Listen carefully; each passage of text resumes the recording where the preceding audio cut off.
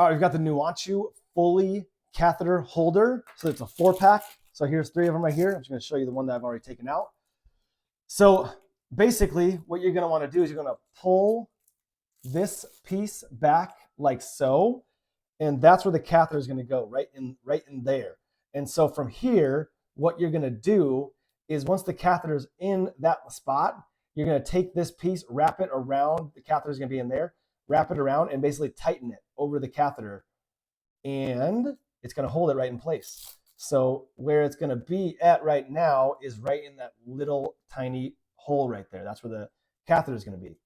And then you can come down here and you can tighten this. You're going to put this around your leg and it Velcros. There's this Velcro spot right here. So it Velcros no matter how, depending on how tight you want it.